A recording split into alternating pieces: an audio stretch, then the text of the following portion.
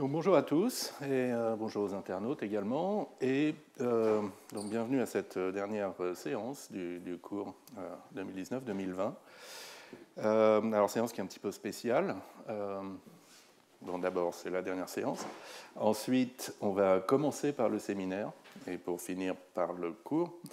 Et dernièrement, c'est moi qui veux faire le séminaire, car sur ce sujet dont nous allons parler aujourd'hui, la représentation des variables et de leurs liaisons, je n'ai pas trouvé d'orateur qui est assez courageux pour en parler pendant une heure. Et donc, mais je vais avoir le plaisir de le faire, sachant que c'est un sujet auquel je me suis pas mal intéressé par le passé également.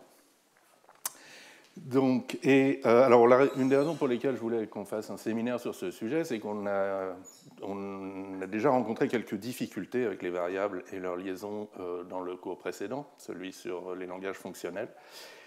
Et donc, je voulais vous montrer plus précisément quelles sont les difficultés et quelles sont les différentes solutions qui ont été explorées. Alors, je commence par quelques citations. La première, c'est donc l'extrait de Roméo et Juliette de Shakespeare qui donne son sous-titre à l'exposé. Donc, ce que nous appelons une rose, par tout autre nom, sentirait aussi bon. La deuxième citation est de Barendrecht dans son traité de lambda calcul pur, où après avoir parlé pendant un certain temps de ce problème des liaisons et des renommages, il décrète que les termes qui sont alpha congruents sont identifiés. Et donc, à partir de maintenant, nous écrirons lambda xx égale lambda yy, etc. J'aime beaucoup le etc. Et le troisième, c'est des remerciements. Donc, Lini, qui est à la fin, un des fondateurs de lambda calcul, qui à la fin de ses articles remercie un de ses collègues de lui avoir signalé une erreur dans sa gestion des variables liées. Donc, de quoi s'agit-il ? Donc la plupart des langages de programmation ont des constructions qui lient des variables. Par exemple, une définition de fonction, une abstraction de fonction, lambda x.m, la variable x, le paramètre, est lié dans le corps de la fonction. Les définitions de variables locales, une construction let en camel, par exemple, let x égale m in n, x est une variable locale qui est liée dans n. Les filtrages aussi, filtrer M avec la paire XY, le motif X, Y, ça va lier X à la première composante de la paire, Y à la deuxième composante de la paire pendant l'évaluation de N. Vous avez aussi des lieurs dans les expressions de type. Si vous avez des quantificateurs, par exemple des types universels pour tout alpha, alpha flèche alpha. Et le point commun de toutes ces variables liées, qu'on appelle aussi variables muettes, je crois en mathématiques en France, c'est qu'on peut les renommer sans changer le sens. Comme la rose, on peut renommer x dans lambda x plus 1 en y, qui nous donne lambda y plus 1, et ça la sent aussi bon. De même, pour tout alpha, alpha flèche alpha, le type des fonctions polymorphes, des identités polymorphes, c'est le même type que pour tout bêta, bêta flèche bêta. Et donc, c'est ce qu'on appelle l'alpha conversion, ce renommage. C'est Church qui a introduit cette terminologie dans ses premiers papiers sur le lambda calcul. Et alors pourquoi c'est important de pouvoir renommer les variables liées ?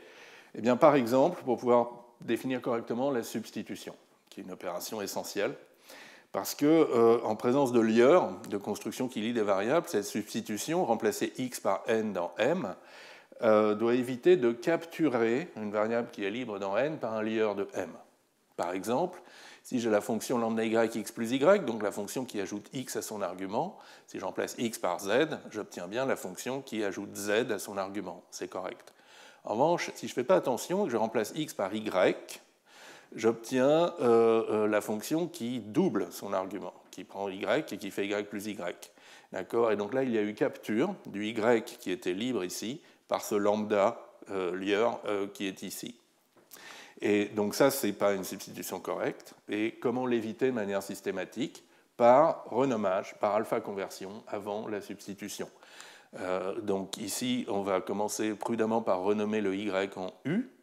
Donc ça fait lambda ux plus u, dans lequel on peut remplacer x par y et obtenir, oui, sauf que là j'ai une faute de frappe, excusez-moi, lambda y plus u, c'est-à-dire le lambda qui incrémente, la fonction qui incrémente son argument de la valeur y. Donc ça, c'est une substitution correcte. Et donc, quand on formalise un langage avec des lieurs, c'est-à-dire la plupart des langages de programmation, eh bien, sur le papier, l'usage est de prendre les termes du langage modulo alpha conversion. Donc, généralement, on dit juste les termes sont identifiés à renommage des variables liées près. Et si on est un peu plus attentif, un peu plus formel, comme Barendrecht au début de son livre, on commence par définir une syntaxe abstraite qui a des noms et des lieurs, mais où les termes ne sont pas encore identifiés modulo renommage. On définit précisément une relation d'égalité modulo alpha conversion, donc un terme est égal à lui-même, une lambda est égale à une autre lambda si on l'obtient l'une par renommage de la variable liée dans l'autre, et pour une application, ben, si deux termes, si les parties gauche et les parties droites sont égales, alors l'application est égale. Et là, on travaille dans un ensemble quotient, l'ensemble des termes définis par cette grammaire, quotientés par cette relation. Voilà. Bon. Et maintenant, qu'est-ce qui est difficile là-dedans? Pourquoi je vais vous en parler pendant 1 heure? C'est que cet usage est difficile à mécaniser avec un assistant à la démonstration. Et alors, du coup, pour des langages suffisamment simples, des types simples, des réductions faibles, sur des termes clos, comme on a fait la semaine dernière, on peut en fait travailler sans alpha conversion. Donc, on nommait les étapes 2 et 3 ici. Mais quand on travaille sur des langages plus complexes, et en particulier des langages avec des types riches, comme on va en voir dans l'heure de cours qui va suivre, il faut inventer des manières de décrire ces variables et leurs lieurs. Et c'est le but de ce séminaire que de décrire ces autres manières. Alors revenons un petit peu sur pourquoi c'est difficile. Donc premièrement, il faut travailler dans un ensemble quotient. Alors on peut représenter des types quotients dans des systèmes comme Coq ou Agda ou Lean, éventuellement, ou Isabelle HOL, éventuellement avec quelques axiomes. Ce n'est pas ça le problème. Il n'y a pas un problème absolument théorique, fondamental, il y a un problème pratique qui est que toutes les définitions et tous les énoncés doivent être compatibles avec cette relation d'équivalence. À commencer par exemple, la définition des variables libres. Donc ici, on a défini l'ensemble des variables libres d'un terme, non quotienté, et maintenant, donc, par ces 3 équations ensemblistes, et maintenant, pour pouvoir parler des variables libres d'un terme modulo alpha conversion, il faut démontrer que cette définition est compatible avec l'alpha conversion, ce qui n'est pas très difficile, mais demande un peu de travail. Et plus généralement, donc, toutes les définitions, tous les énoncés vont venir en 2 versions. D'abord sur les termes bruts et ensuite quotientés. Ensuite, il y a des questions sur les bons principes de récurrence. Donc, quand on a des termes d'un langage, on veut pouvoir démontrer des choses par récurrence structurelle sur les termes. Et donc dans le cas lambda, donc si dans le cas où la propriété P a montré sur une lambda abstraction, lambda x.m, quelle hypothèse de récurrence peut-on supposer? Uniquement que P est vrai du corps M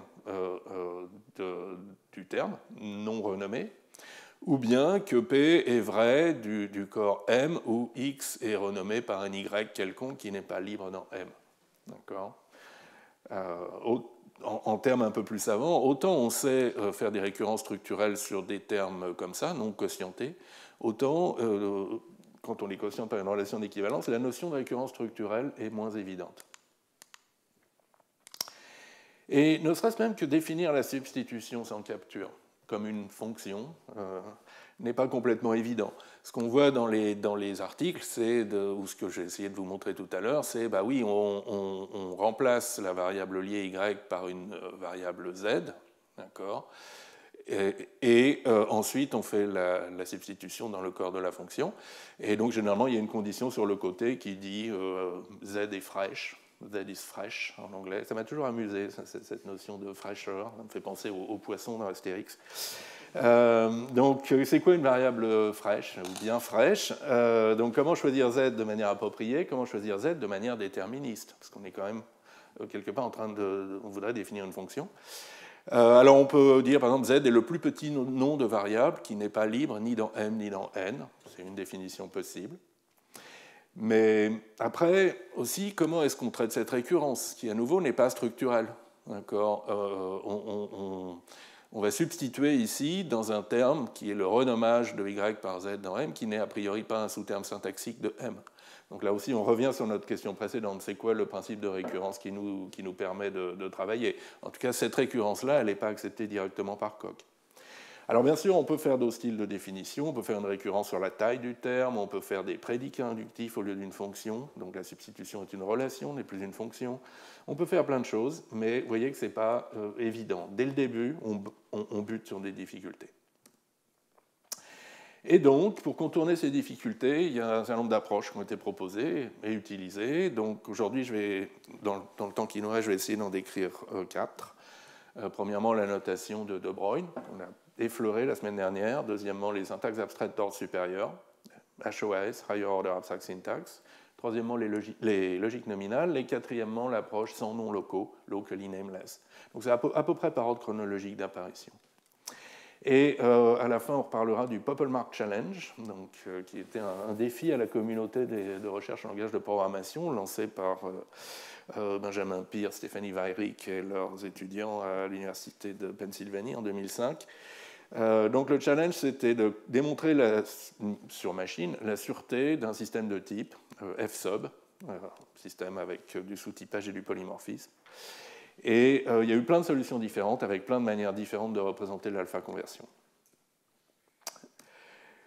Mais commençons donc par l'approche la plus ancienne, la notation de De Broglie. Donc De Broglie, mathématicien hollandais, qui le père d'un des tout premiers assistants à la démonstration, le système automate.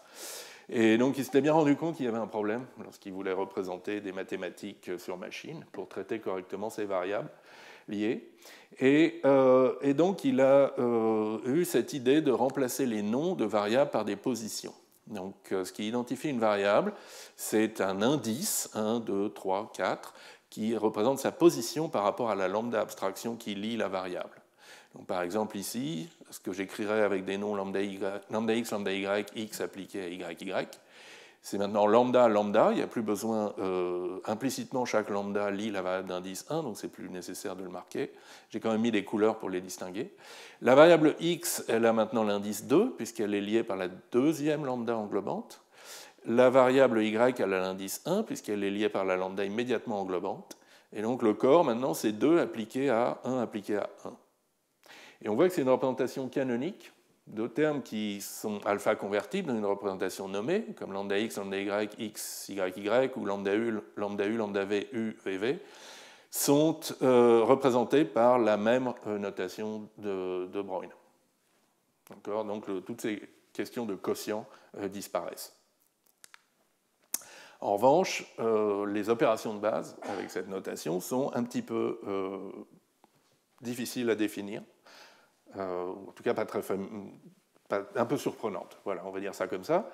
Donc là, je vous ai montré la substitution. Donc, substituer la variable d'indice n par un terme p dans un autre terme.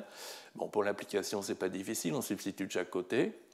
Pour une variable, donc si la variable n qu'on substitue, c'est la même que la variable x, bien on remplace x par p, ça c'est le cas simple. Si la variable x est d'indice strictement plus petit que n, on la laisse telle qu'elle. En revanche, si elle est d'indice strictement plus grand que n, il faut décrémenter son indice de 1. Et pourquoi ça? C'est parce que quand on substitue la variable d'indice n, ça revient d'une certaine manière à supprimer le lieur qui lui correspond, donc le nème lambda ou le nème lieur englobant. Et donc la variable qui avant était liée par le n plus unième lieur englobant est maintenant liée par le nème lieur englobant. Et ainsi de suite. Donc, il faut décrémenter ces indices de 1. Et puis, pour une abstraction, donc dans le corps de la fonction, on va substituer la variable d'indice n plus 1, qui est la même chose que la variable d'indice n en dehors de l'abstraction, mais pas par p, parce qu'on risquerait de capturer la variable d'indice 1 introduite par le lambda, par p recalé de 1, donc par p où on a incrémenté tous les indices des variables libres. Et donc ça, c'est l'autre opération qui est nécessaire, le recalage, le lifting, qui revient donc à incrémenter de 1 toutes les variables d'indice supérieur ou égal à n. Donc, de manière générale, il faut se donner en paramètre l'indice de la première variable libre afin que ça puisse passer à travers l'abstraction. Bon, donc la première fois qu'on voit ça, on ne comprend rien. Au bout d'un moment, on comprend que c'est nécessaire, et puis c'est complètement systématique.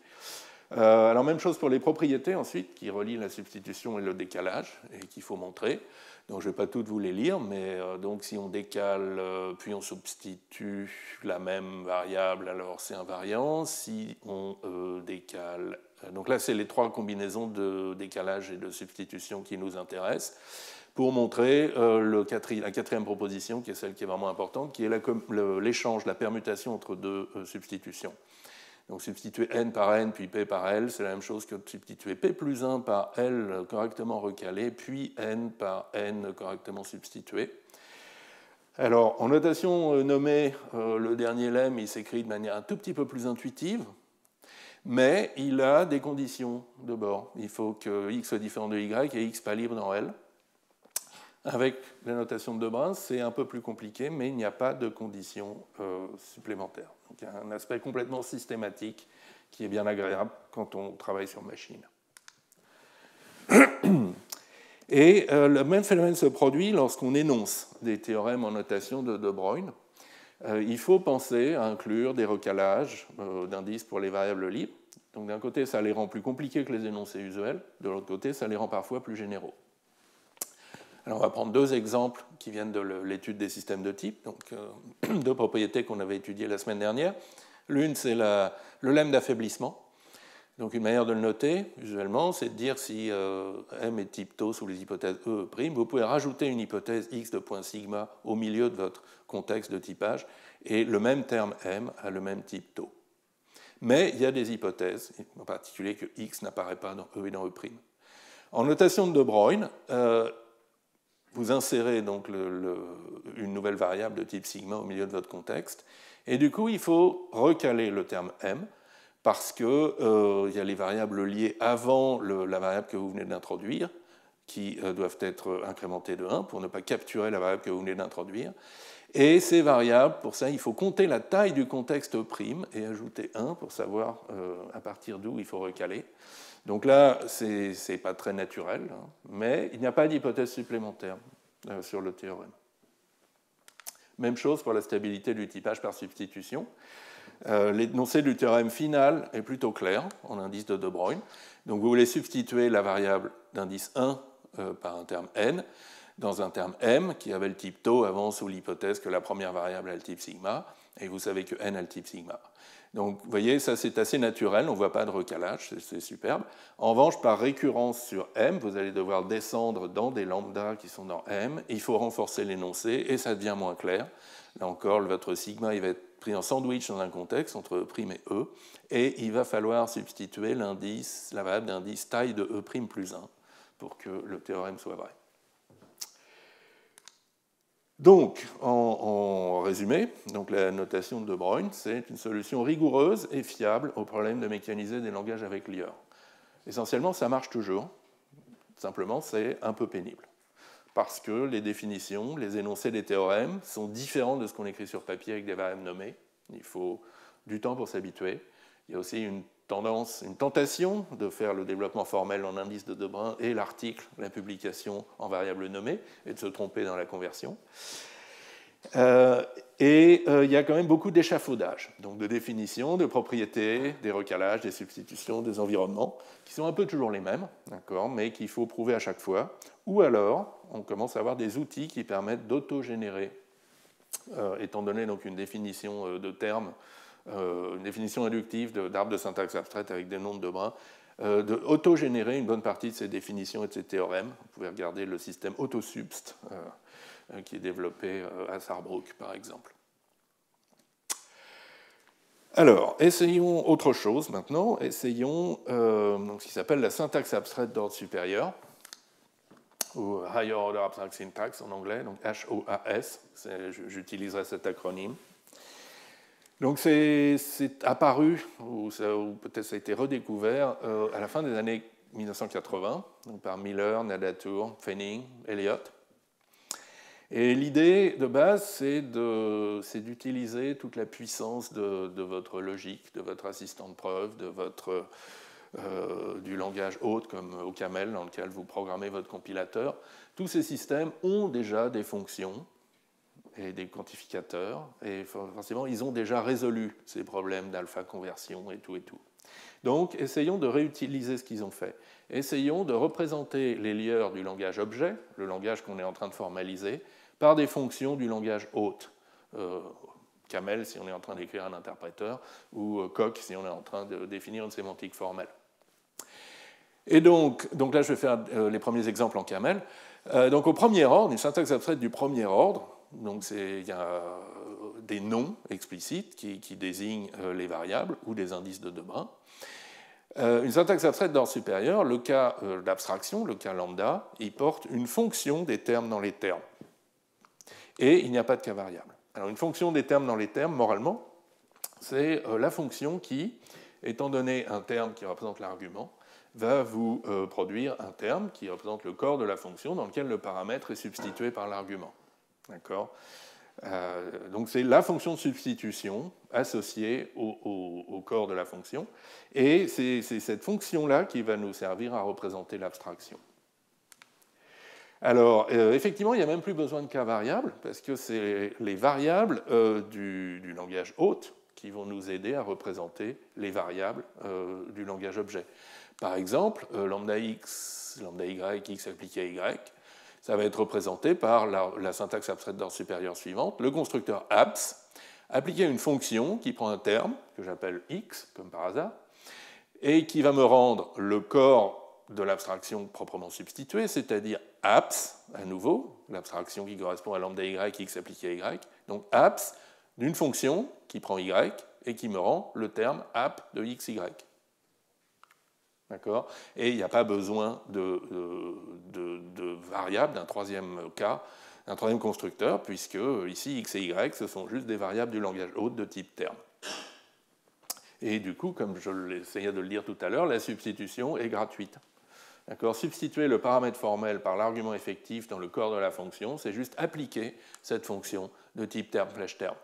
Et donc, vous pouvez écrire la bêta-réduction en une ligne, d'accord ? C'est la fonction qui, quand vous lui donnez un terme de la forme app d'une abstraction f à un argument, vous renvoie f appliqué à l'argument.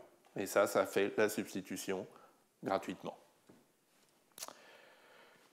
Alors oui, ça donne un peu le tournis la première fois, mais en fait, historiquement, cette idée, on pourrait la faire remonter jusqu'à Church lui-même, dans les années 1930. Pourquoi Church s'est intéressé à la lambda notation initialement ? Une des raisons, c'est qu'il voulait unifier de nombreuses notations mathématiques assez disparates qui lient des variables. Donc les quantificateurs pour tout x, p de x, il existe x, p de x. Les sommes, la somme pour n variant de 0 à l'infini, n est une variable liée ici. Les limites, les intégrales, plein d'autres constructions mathématiques. Et Church, lui, il avait envie de les voir toutes ces notations comme des opérateurs, l'opérateur pour tout, l'opérateur il existe, l'opérateur de sommation, l'opérateur d'intégration, appliqués à une lambda abstraction. Donc une lambda qui note vraiment la fonction qui a x associe p de x, ou la fonction qui a n associe 1 sur n au carré. Et donc j'aime résumer ça par un lambda pour les lier tous. D'accord ? Et HOAS, d'une certaine manière, suit la même approche. Au lieu d'avoir un constructeur abs de xm qui lit x dans m de manière ad hoc dans votre syntaxe, on utilise le lieur universel lambda et on écrit abs de lambda x.m.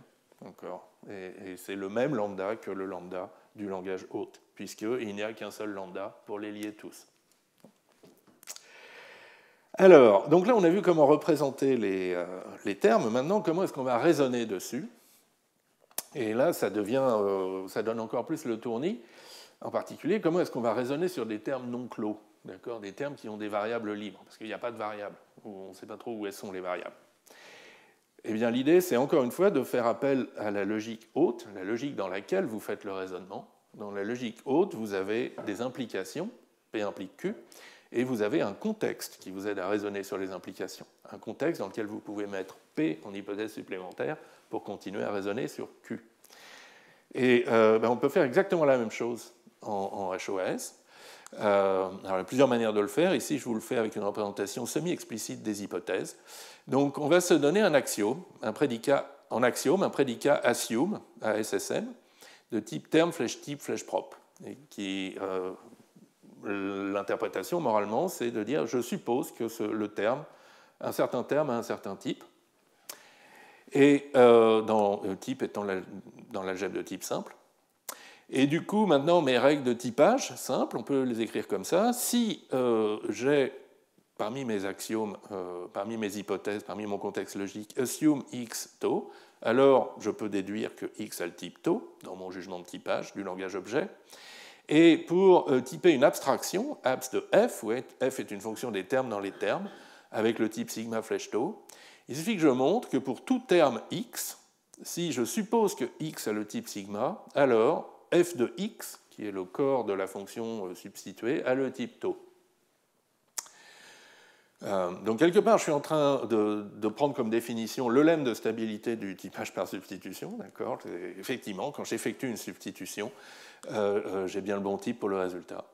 Une autre manière de voir les choses, c'est que je suis en train d'écrire les mêmes règles que les règles de typage simple, simplement le contexte de typage, qui normalement c'est une liste très concrète de x, variable x a le type tau, est maintenant représenté par l'ensemble des hypothèses assume x tau qui sont disponibles dans le contexte de la logique haute. Je ne suis plus en train de gérer mon contexte moi-même, j'utilise le contexte de la logique haute. Et du coup, gratuitement, j'ai plein de propriétés. Dans la logique haute, il y a la propriété d'affaiblissement, donc je peux tout à fait ajouter des hypothèses. Dans la logique haute, je peux permuter deux hypothèses indépendantes. Donc là aussi, j'ai cette propriété gratuitement, je n'ai pas besoin de la montrer.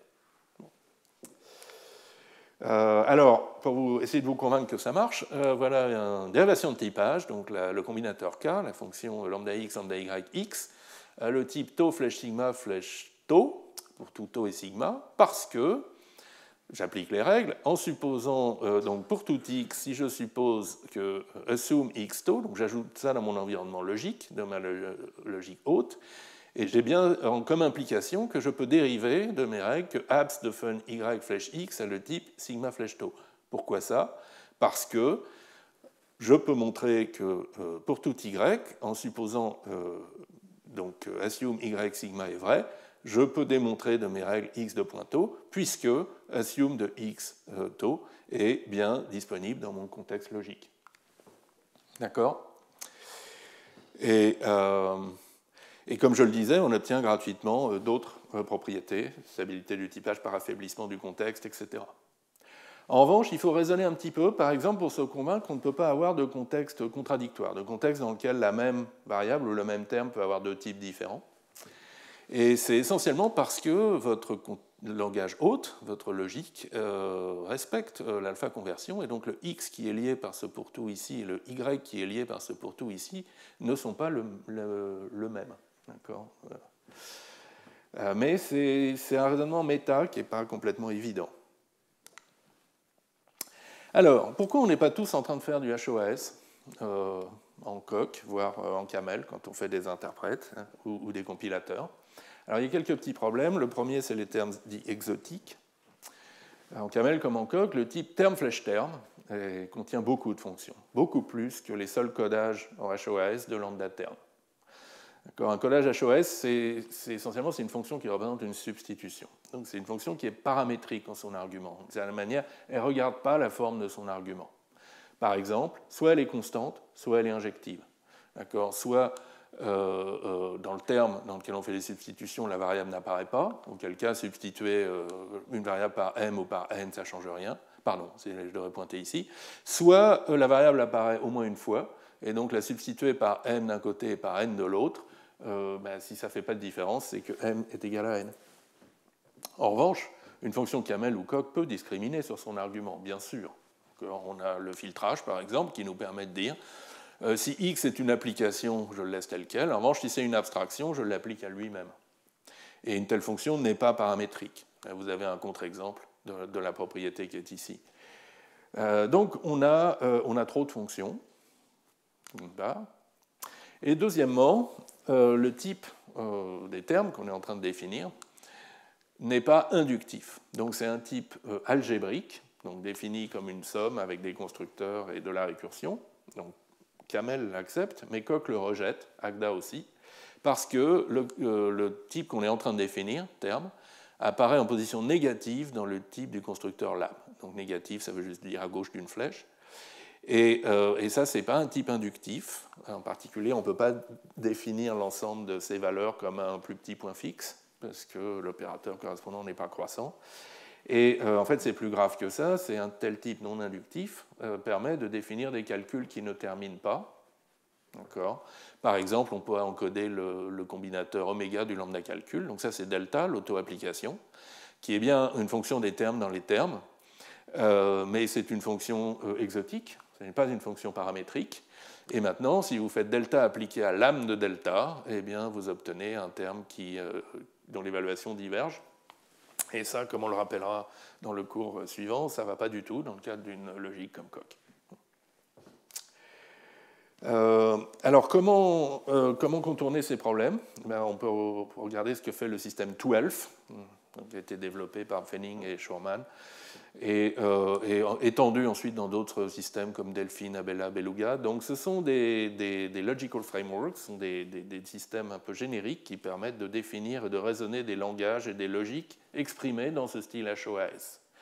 Et comment ils évitent les difficultés avec les termes exotiques et avec le côté non inductif? C'est en restreignant l'expressivité du langage fonctionnel. Donc les termes du langage objet sont représentés dans le langage LF, donc qui vous donne essentiellement des lambda abstractions, des applications, des constructeurs, mais pas de destructeurs, pas de possibilité de filtrer sur la forme d'un terme. Et du coup, il n'y a pas de terme exotique. Toutes vos fonctions sont paramétriques, toutes vos fonctions sont des contextes glorifiés. Et du coup, comment est-ce qu'on exprime les opérations sur les termes, les propriétés sur les termes comme le jugement de typage, ou les métapropriétés comme la sûreté du typage? On exprime tout ça, non pas dans la partie fonctionnelle du système, mais par des prédicats inductifs, donc dans la partie logique, dans ce qu'ils appellent la métathéorie de 12, qui est essentiellement un prologue d'ordre supérieur, un langage logique. Et donc, ça évite l'incohérence que pourrait faire, qu'on aurait si on avait des fonctions plus puissantes. Alors après, il y a d'autres variantes. Par exemple, dans Beluga, il y a une notion de fonction récursive dans le métalangage, mais ce sont des fonctions qui ne sont pas des valeurs de première classe et qui ne peuvent pas être utilisées comme des fonctions représentant des lambdas. Donc il y a une distinction claire entre les fonctions qui représentent la syntaxe abstraite d'ordre supérieur et puis les fonctions qu'on utilise pour raisonner dessus. Voilà. Alors, je passe à l'approche suivante, qui sont les approches nominales et les logiques nominales.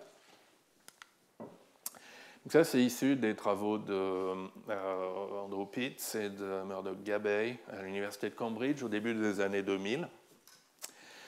Donc c'est vraiment prendre le taureau par les cornes. Donc si on a besoin de travailler avec des noms, avec des renommages, avec des lieurs, etc., est-ce qu'on pourrait avoir une logique mathématique qui a ces notions comme notions primitives? D'accord ? On n'a pas besoin de les encoder, elles sont là dès le départ. Et du coup, si les notions de nom, de renommage, de liaison de noms sont primitives, est-ce qu'on peut ensuite ajuster les règles de la logique pour que toutes les définitions et toutes les propositions, tous les énoncés soient équivariants, c'est-à-dire invariants par renommage? Cette idée qu'un nom n'a pas d'importance, comme disait Shakespeare, soit dans la logique dès le départ. Donc ça, c'est la high road, la manière vraiment ambitieuse, après, donc, qui est décrite en particulier dans ces articles. Donc l'excellent article de Pitts qui montre une axiomatisation de cette approche, et puis les travaux de Gabay qui montrent ensuite comment on peut réaliser ça dans une variante de la théorie des ensembles.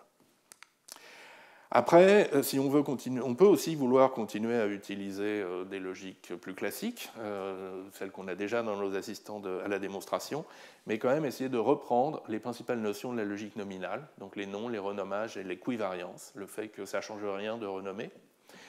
Alors, et ça, c'est Christian Urban en particulier qui a développé ça dans le contexte de Isabelle HOL. Alors bien sûr, tous les types de Isabelle HOL ou de Coq ne vont pas être nominaux, peut-être qu'ils ne vont pas tous rentrer dans le moule des opérations nominales, mais on va distinguer identifier ceux qui sont nominaux via une classe de type. Et puis, donc Urban est allé jusqu'à ensuite aussi rajouter un peu de syntaxe et d'autogénération de propriétés dans Isabelle HOL, qui permet de définir des types inductifs nominaux, donc dans lequel on sait que le type name est un type de nom, donc a des propriétés de renommage en particulier, et que le nom qui apparaît dans le constructeur lambda est un nom lié, dans l'argument qui suit. Et donc, étant donné cette déclaration, un petit peu cryptique peut-être, le système définit automatiquement une représentation, LAM, où les termes alpha convertibles sont égaux et où il y a les bons principes de récurrence. Alors, maintenant, en 10 minutes, je vais essayer de vous donner un peu l'intuition de cette construction et de c'est quoi les approches nominales en général. Alors, donc, au cœur des approches nominales, je répète, il y a cette notion d'équivariance. Donc, une définition est invariante par renommage. Mais en fait, les renommages X devient Y, ce n'est pas pratique du tout. En particulier, ce n'est pas injectif, donc il y a plein de conditions sur le côté, que Y est suffisamment fraîche. Donc une des idées très jolies de la logique nominale, c'est de raisonner en termes d'échange, de swaps. Donc un échange, c'est une permutation entre deux noms. Alors, je vais le noter XY comme ça. Permutation de X et de Y, et donc c'est X qui devient Y et simultanément Y qui devient X. Et ça a de très jolies propriétés. D'abord, c'est une bijection, c'est son propre inverse. Et du coup, vous pouvez l'appliquer uniformément dans un terme, aussi bien en variable libre qu'aux variables liées, et vous n'avez pas de risque de capture. Permuter X et Y dans lambda z.m, vous pouvez permuter X et Y dans Z, et permuter X et Y dans M, et ça fait exactement ce que vous voulez. Pas à se poser de questions. Du coup, c'est quoi un type nominal? Donc c'est un type de votre logique, de votre assistant à la démonstration, qui est muni d'une opération d'échange, donc de nom x, y, c'est une fonction de t dans t, qui satisfait les propriétés attendues. Donc d'abord, échanger x par lui-même, c'est l'identité. Ensuite, échanger x par y, puis x par y, c'est l'identité, donc un échange et son propre inverse.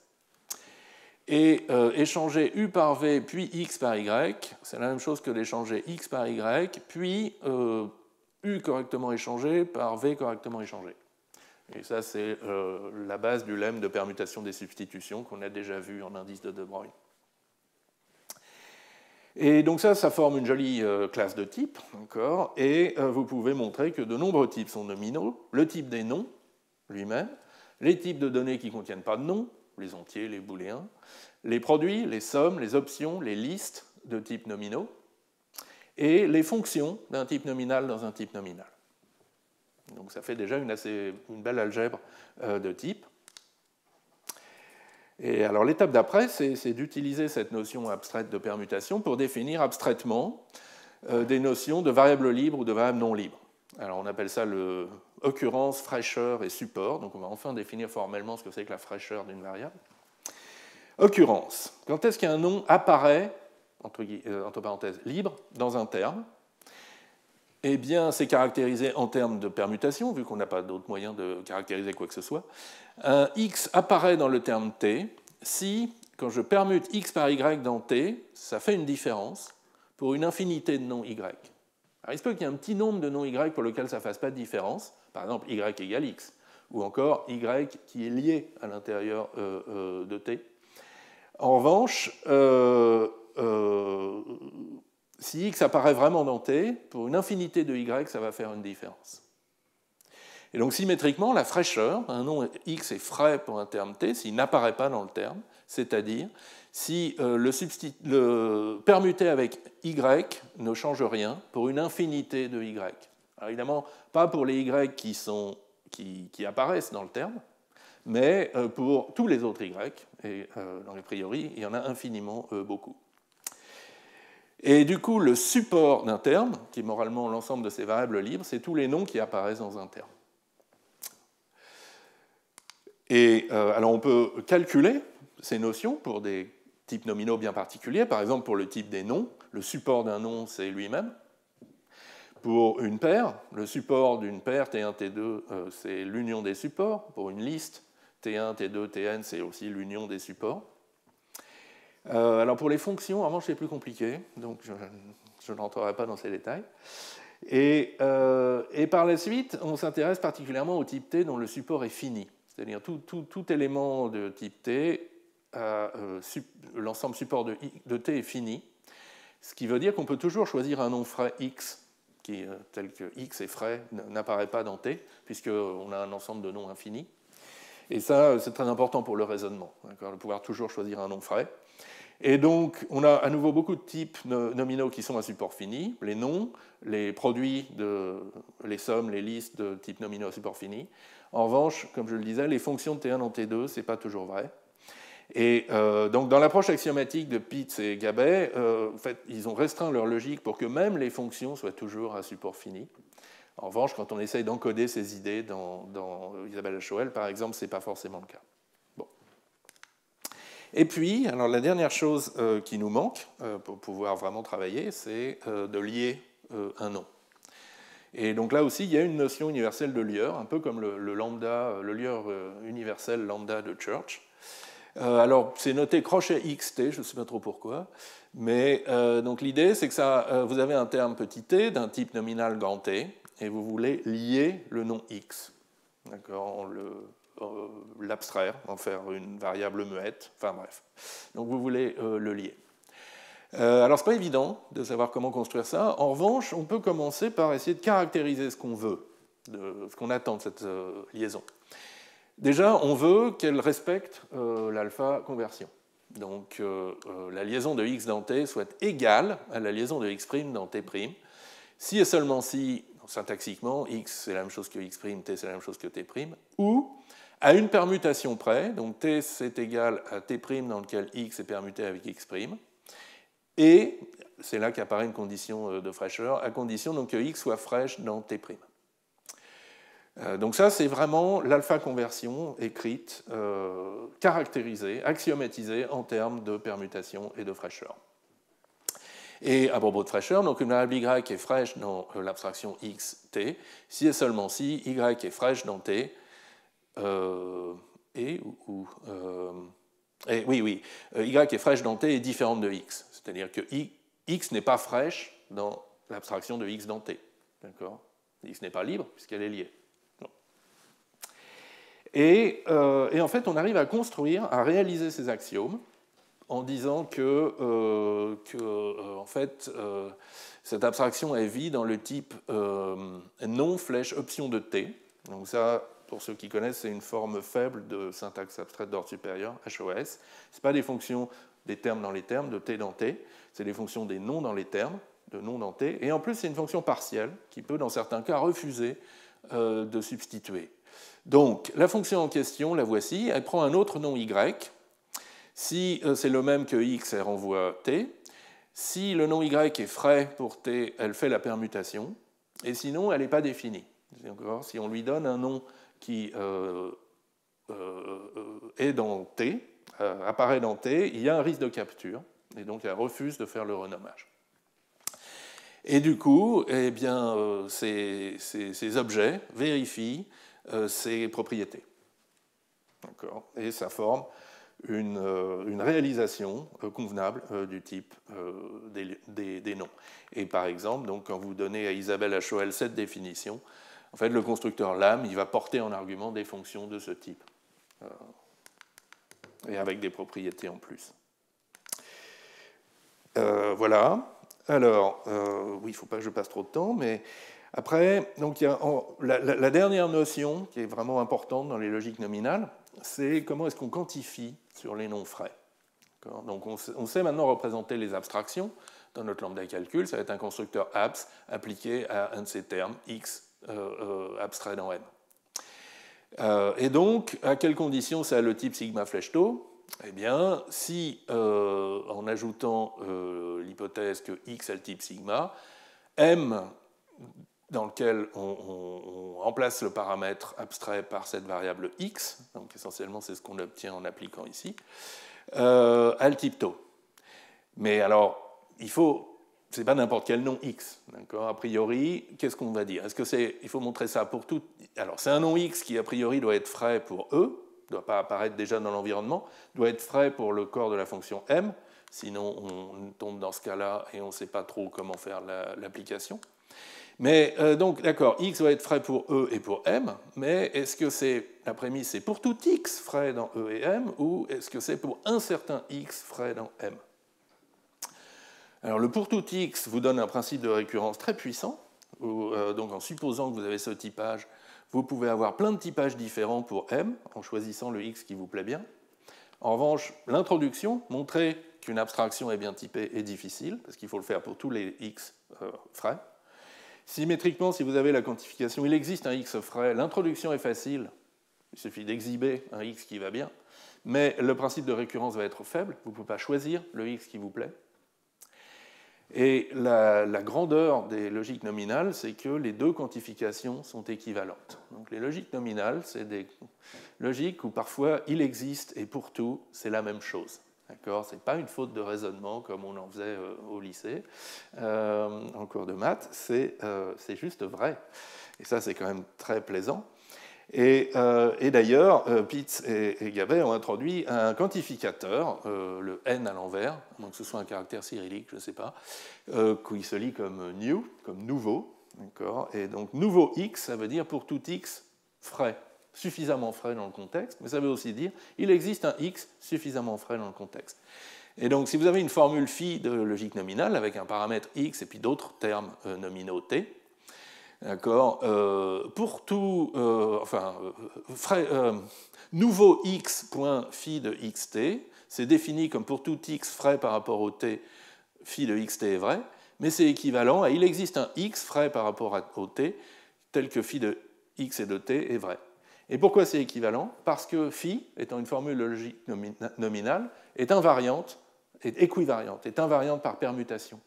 Et donc si vous avez le résultat pour un x, et que vous voulez le montrer pour un autre x', qui lui est frais aussi, eh bien vous permutez x et x' dans la formule, d'accord, et ça, c'est équivalent à permuter dans les arguments, dans les composantes de la formule, par équivariance, et c'est équivalent à phi de x' dans t. Alors pourquoi? Parce que la permutation dans t, elle, ne change pas les t, puisque x et x' sont tous les deux frais vis-à-vis des t, d'accord. Donc voilà, c'est QFD. Pour tout, c'est la même chose qu'il existe. Et la vie est beaucoup plus facile. Alors en nominal Isabelle, HOL, c'est pas vrai.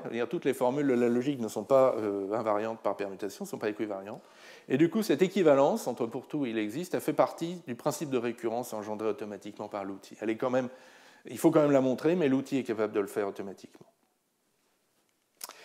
Voilà, et donc comme application, ça c'est la règle de typage pour une abstraction, l'abstraction abs de xm, c'est nouveau x, en prémisse, c'est nouveau x, si dans E enrichi par l'hypothèse que x a le type sigma, m rafraîchi par x a le type tau, alors vous pouvez conclure. Et donc pour construire, pour introduire ce typage, il suffit de trouver un seul x frais, et pour inverser ou faire des récurrences, vous pouvez l'utiliser pour tous les x frais, une infinité. Bien, et alors il ne faut pas trop que je déborde. Quand c'est les autres qui font des séminaires, je les foudroie du regard, généralement, quand on arrive à ce moment de l'exposé. Donc rapidement, la dernière approche, l'approche sans noms locaux, qui est une espèce de synthèse de plusieurs idées qu'on vient de voir, qui a été introduite initialement par McKenna et Pollack dans une des premières formalisations de systèmes de type sur machine, et puis redécouverte d'une certaine manière pendant le Popple-Mark Challenge, et joliment publiée et expliquée ensuite dans cet article collectif. Donc il y a deux idées dans cette approche. La première, c'est de représenter différemment les variables libres et les variables liées. Ce n'est pas le même constructeur var que vous avez dans votre syntaxe abstraite. Il y a FreeVar et BoundVar. Et ça permet déjà d'avoir moins de problèmes de capture. On va voir pourquoi ensuite. Et la deuxième idée, c'est que les variables libres, vous pouvez tout à fait les représenter par des noms, des chaînes de caractères. C'est beaucoup plus lisible, puisque vous ne pouvez pas les renommer. En revanche, les variables liées, vous allez les représenter par des indices de De Bruijn, puisque elles vont a priori avoir besoin d'être nommées, et avec des indices de De Bruijn, vous avez une représentation canonique, alpha conversion, où l'alpha conversion est automatique. Et donc, voilà ce que ça nous donne pour une représentation des lambda termes. Donc, vous avez deux types de variables, une variable liée, identifiée par son indice de De Bruijn n, une variable libre, identifiée par un nom x, une abstraction qui implicitement lie la variable liée d'indice 1, donc il n'y a pas besoin de la noter par un nom de variable, et une application. Par exemple, donc lambda x, x appliqué à y, x est lié, y est libre, ça va être lambda, indice 1 appliqué au nom y. Et après, pour que ça marche, il y a un invariant crucial qui est que les termes sont toujours localement clos, il n'y a pas d'indice de De Bruijn libre. D'accord. Un indice ne code jamais une variable libre. Un indice ne code qu'une variable liée. Alors du coup, on n'a pas une, mais deux opérations de substitution. Il faut savoir substituer un nom par un terme ou un indice par un terme. Et là, je vous ai marqué les cas délicats, les cas pour les lambda. Et ce qui est très joli, c'est qu'il n'y a pas de risque de capture. D'abord, n est localement clos, il n'y a pas d'indice de De Bruijn libre dedans, donc vous pouvez descendre n sous des lambda qui lient des indices de De Bruijn, ça ne pose pas de problème. Symétriquement, dans n, il peut y avoir des variables nommées libres, mais le lambda ne lie pas de variables nommées, personne ne lie de variables nommées, donc il n'y a pas de problème de capture. Du coup, la définition est très simple. Et alors bien sûr, il faut encore prouver des lemmes de commutation, mais c'est plutôt plus simple que dans l'approche indice de De Bruijn. Et là aussi, ça peut s'automatiser par des outils comme lngen, par exemple. Après, la question d'après, c'est comment est-ce qu'on récurse, comment est-ce qu'on descend récursivement dans un terme, en particulier quand ce terme est une abstraction lambda.m, et quel principe de récurrence on va vouloir pour ça. Alors la très mauvaise idée, ce serait de récurser sur m, le corps de la fonction. Parce que le corps de la fonction n'est pas localement clos. La variable d'indice 1 peut apparaître dedans, si votre fonction n'est pas constante. Donc vous avez violé tous vos invariants, c'est pas bon. Donc ce qu'il faut faire, c'est récurser sur m rafraîchi par x, c'est-à-dire m dans lequel on remplace le paramètre formel 1 par une nouvelle variable x, variable libre, bien choisie, avec un degré de fraîcheur suffisant. Et par exemple, c'est ce qu'on fait dans la règle de typage pour l'abstraction. Lambda m a le type sigma flèche tau, si, en supposant x de type sigma, m rafraîchi par x, donc m dans lequel le paramètre formel a été nommé variable x, a le type tau. Et alors bien sûr, la fraîcheur de x est importante, donc il faut que x ne soit pas dans le domaine de E et ne soit pas libre dans M. Et là encore se repose la question de la quantification. Est-ce que c'est pour tout x frais où il existe un nom x frais? C'est le même dilemme que dans l'approche nominale. Et donc là aussi, le il existe est plus commode pour l'introduction et le pour tout est plus puissant pour la récurrence. Et là aussi, on peut montrer que les deux quantifications sont équivalentes. Et pour ça, il suffit, entre guillemets, de montrer que notre jugement de typage, dans E, ML type tau, est équivariant, invariant par échange. Et donc, on peut le faire, mais il faut réintroduire toute une mécanique d'échange et de montrer que nos définitions sont invariantes par échange. Ce qui est beaucoup de travail. Donc c'est ce que j'avais fait dans le challenge Popelmark pour utiliser l'approche de Pollack. Mais je peux vous attester que c'est beaucoup de travail. Et ensuite, ça a inspiré en particulier Brian Heidemir et Arthur Charguero pour trouver une autre solution qui est plus simple en termes de preuve, qui est la quantification cofinie. Donc l'idée, c'est de quantifier universellement sur tous les x qui n'appartiennent pas à un certain ensemble fini L de noms. D'accord ? Donc c'est un mélange de il existe et de pour tout. L, c'est un ensemble fini de noms, c'est les noms qui doivent être évités. Et typiquement, il va inclure les noms qui sont libres dans E, qui apparaissent dans E et qui sont libres dans M. Mais il peut être choisi plus grand. Ça peut être pratique pour des démonstrations, de dire non, finalement, j'ai besoin d'un L plus grand. L'important, c'est qu'il soit juste fini. Et du coup, quand on fait une récurrence, on sait quand même que la prémisse est vraie pour une infinité de x. Et donc on peut choisir le x qui nous arrange, un x qui est frais pour d'autres qui respecte d'autres contraintes de fraîcheur. Et pour l'introduction, donc, on peut choisir L suffisamment grand pour exclure tous les X qui nous ennuient. Et il n'y a qu'une quantification. Il n'y a pas besoin de montrer l'équivariance de votre jugement de typage pour en conclure que le pourtour et le il existe sont équivalents ici. Voilà. Donc, en guise de conclusion, il n'y a pas vraiment de conclusion, au sens où je ne peux pas vous dire c'est ça la bonne approche qui parmi les 4, ou même parmi quelques autres qui ont été envisagés. Donc, je vous avais parlé du Poppelmark Challenge, donc cette mécanisation du système F sub.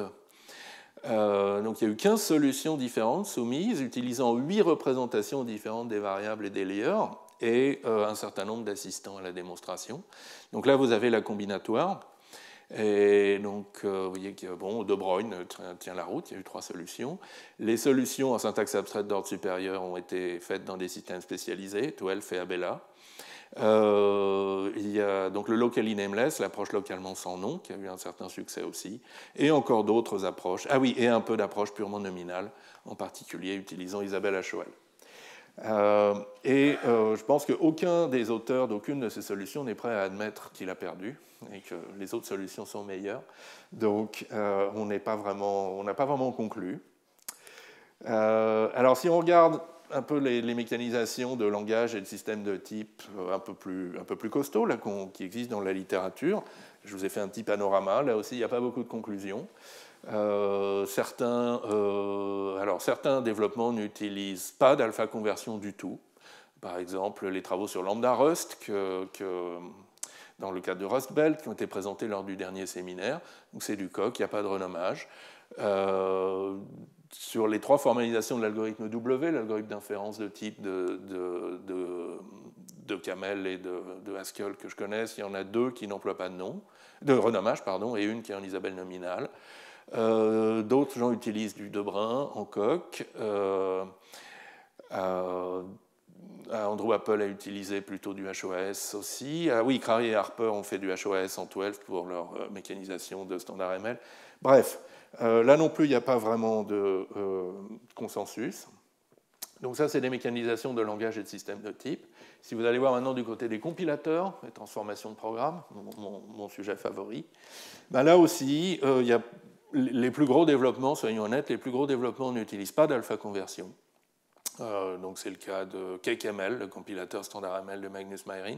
Oui, il est intéressant de voir que la définition de standard ML, définition formelle, n'utilise aucune alpha conversion non plus. CompCert n'utilise pas d'alpha conversion, Klein et Nipkoff sur leur projet Jinja non plus.